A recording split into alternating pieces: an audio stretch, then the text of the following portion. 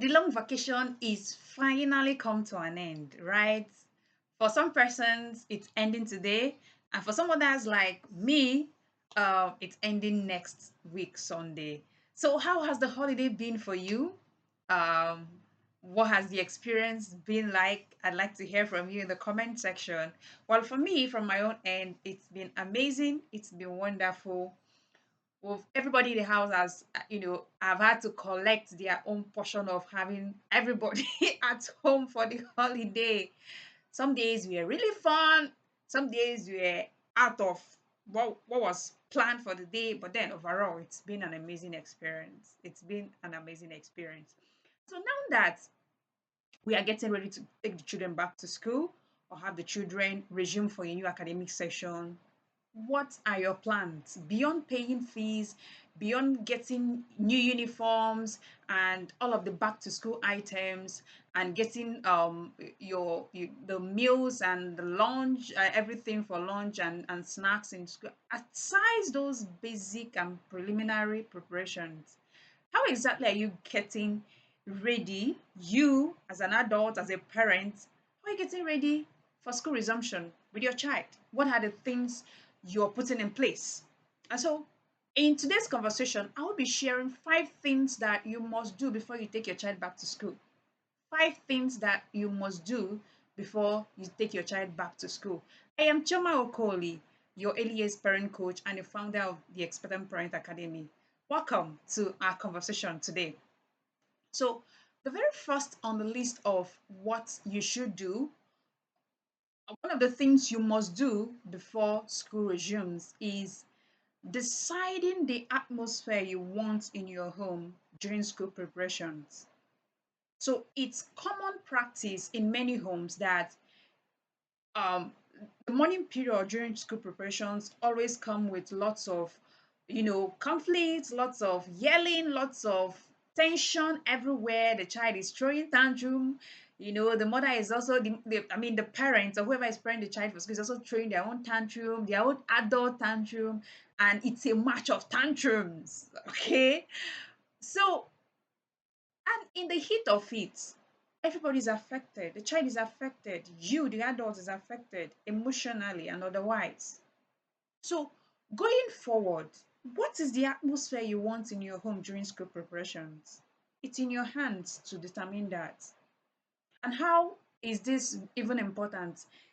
In the part of the brain, right, that is in charge of logic, that is in charge of, advanced connection between impulse and output, right, does not develop until the age of 25.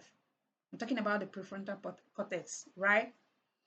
But the emotional brain comes ready to function by the time your child is born. And so that's why your child is more likely going to be to respond to things in an emotional way. You tell the child you go to wake the child up or pick the child out from bed, and the child opens his or her eyes, and you say, let's go and take your bath or let's go and brush it, and the child starts crying. You say, okay, you finish brushing the child's teeth, or you finished supervising the child's brush his or her teeth, and the next thing is to bathe, and the child is just there. The child doesn't understand why you had to disrupt his or her sleep just to get ready for school. He or she really does not understand. And so, in the heat of that, meanwhile, you, the parent, you're trying to, get done with these school preparations, drop your child off at school, and then go prepare for your own work that you need to get to your workplace at a certain time, right? But your child doesn't understand all of those things. So you need to come down to the level that your child understands, like at the point where you meet your child at the stage of his or her emotional development and still communicate what you want. And this is really important. In the absence of this important adjustment and taking charge of the atmosphere, school section will also feel as stressful as the holiday. All right. And this isn't actually the child's problem, or isn't the child's, it's not up to the child to decide what the atmosphere should look like. It's in the hands of the adult or the parent who prepares the child for school. All right, the next thing is to set a curriculum for your child in this academic session. So schools are wonderful. They have a curriculum for the entire academic session, and they know which part of this curriculum should come in the first term, second term, third term. Parents, we should also have a curriculum for our children for every section. And this curriculum could be as simple as, okay, let's say I have a 3-year-old that will be starting school for the first time. And so, for instance, a curriculum would be that in the first term, I'll brush her teeth in the morning and allow her practice brushing her teeth in the evening. And so that by second term, I'll start allowing her to brush herself in the morning as well as in the evening. So that by third term, she had perfected brushing her teeth. So one of the curriculum I have, one of the curriculum I have for my child at home, who is in nursery one, is that she will brush her teeth in the morning without fights. And that by second term, she will start brushing her teeth by herself in the morning. So brushing your oral care becomes the part of hygiene, the part of my child's hygiene that I want her to learn. So what is the critical thing with regards to your child's development that you also want your child to start learning in a session? That's what setting this curriculum is about. And let's say you have a 3-year-old who doesn't know how to dress him or herself up. You could start teaching your child that this is the moment that you set, you set it as a curriculum and start making, breaking it into steps how your child will start doing this. And it's really important because at size learning ABC and 1 2 3 in school, your child still needs to learn other things. And no teacher will come to your house to teach your child how to brush his or her teeth in real sense. They can teach the theory in the classroom, but it's up to you to give your child the opportunity to practice it at home. All right. And then the third thing is to set a routine for your child. Routines in the morning, routines when they come back from school, routines at bedtime. This is really important. By routines, I mean what has to be done. So you come back from school by, let's say, 2:30. What's the next thing your child is going to do? Is it for your child to go wash his or her hands, bring out assignments if any in the school bag, take off their uniform, and all of that? Time to do a particular home chore, time to do assignment, time to eat dinner, to journal, to do bedtime stories, and then go to bed to sleep. Or say, of course, not removing saying night prayers and any of those. So set a routine and keep it so that you're not always wondering, what will these children do? What will I do with this student? What is the next thing that they should do? It gives you it gives you the proactivity power that keeps you organized and focused and in charge at all times. All right. And so the fourth one is to take the front seat in your child's learning experience. This is something I expounded so well on during the Getting Your Child Ready for School masterclass that held 2 weeks ago. All right. If you want to have access to that masterclass, type I'm interested in comment section and I'll send you the details for that course. All right. Now, taking the front seat in your child's learning experience is both at home and in school. At home, it is in that area where you're modeling learning as the normal thing in life. You're showing your child that you're interested in what he or she is learning in school.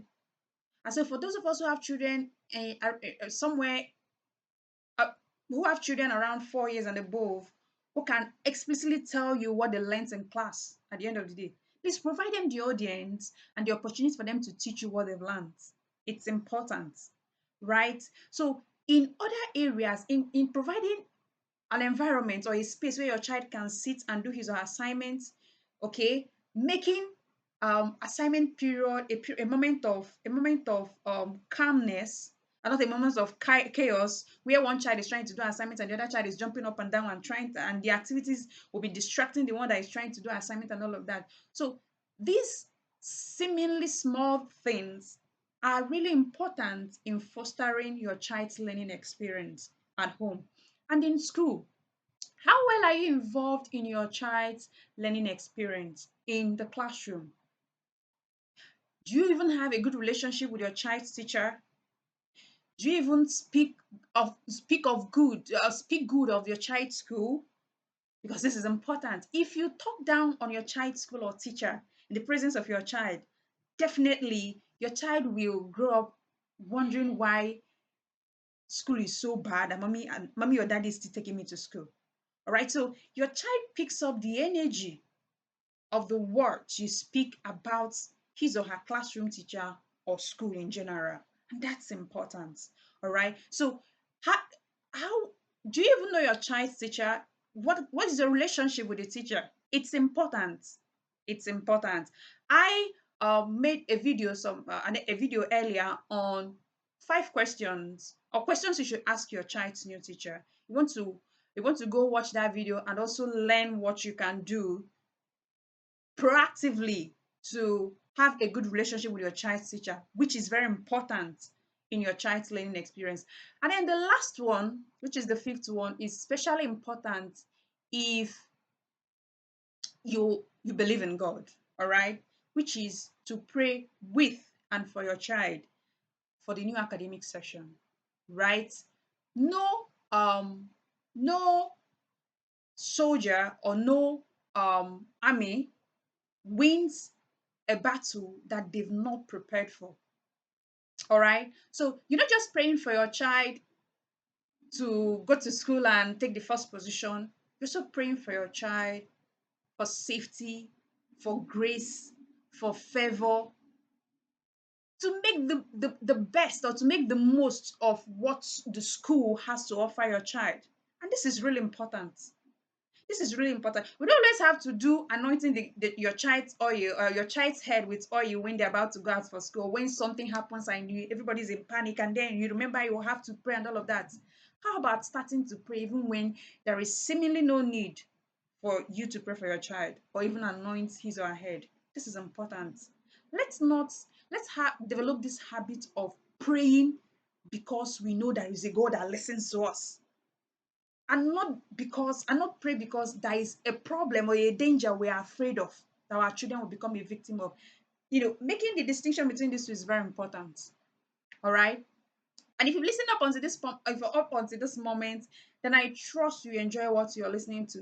If you're yet to subscribe to this channel, go ahead and hit the subscription button, and as well as the notification bell. Every Monday, I'm going to make a video. Every Monday and Friday, I'm going to make a video to make your early years parenting as easy and enriching as it can be.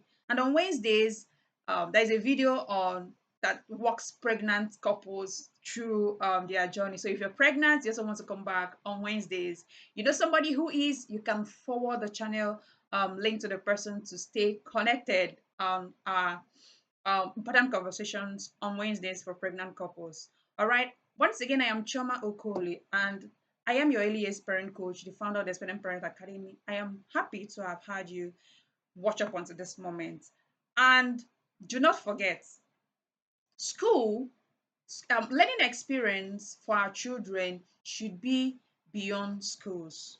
And so, whether school is in section on holiday, we should make put our children in that position where they are constantly learning, because learning should be a lifelong thing. All right. Do have an amazing day, and I'm wishing you and your child a fulfilling academic session.